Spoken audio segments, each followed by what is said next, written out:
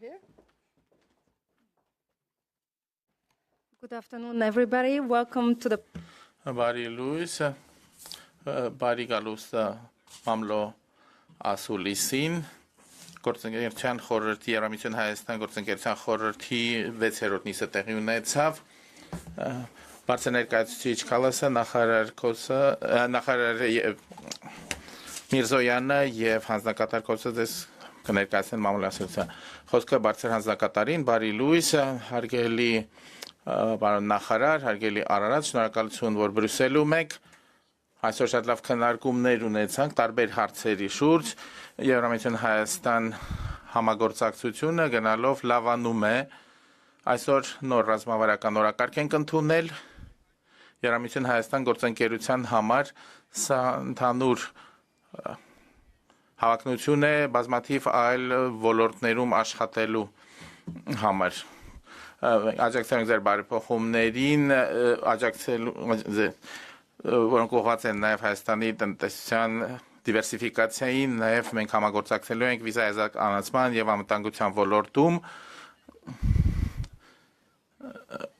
Դեկտեմբերին 27 արտգործնախարարների հետ հանդիպում ենք ունենալու, դες հրավիրում եմ այդ հանդիպանը, խոսելու ենք Հայաստանի դիմակայունությանը եւ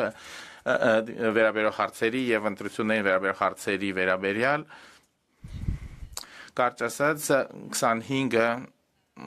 կարևոր տարի է եղել Եվրամիություն Հայաստան հարաբերությունների համար նաեւ ձեր երկրի ձեր համար շատ կարևոր տարի է եղել 25 թվականը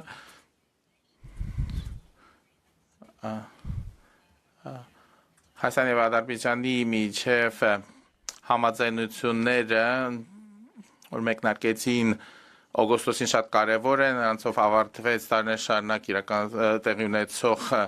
կոնֆլիկտը եւ դուք ունեք Եվրամիության աջակցությունն այս հարցում, Եվրամիությունը ամեն ինչ կանի ես աջակցելու համար։ Այսօր ես հայտարարում եմ 15 միլիոն եվրոյի մասին, դեպի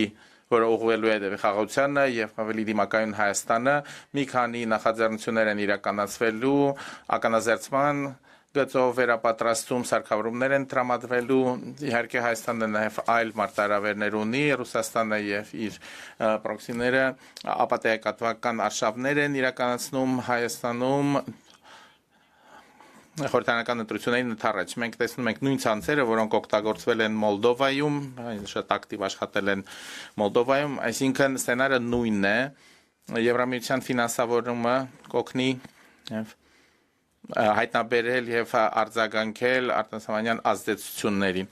Մարտան ավելի մանրամասն կարող է ներկայացնել Եվրամիությունը ինչ կարող է անել Հայաստանն այս առումով աջակցելու համար։ Ինչպես մենք սովորեցինք Մոլդովայում արտասահմանյան ազդեցության դիմակայելը պահանջում է ամբողջ հասարակության մասնակցությունը եւ շատ ուրախ ենք լսել ձեզանից, որ Հայաստանում նույնպես այդպես է, ակտիվ քաղաքասարակությունը, անկախ լրատվամիջոցները չափազանց կարեւոր են։ Հստակ նշենք, որ դուք այս մարտահրավերների առաջ միայնակ չեք կանգնած, մենք պատրաստ ենք ակտիվ աջակցել ձեզ, հարգելի Արարատ, շնորհակալություն, որ այս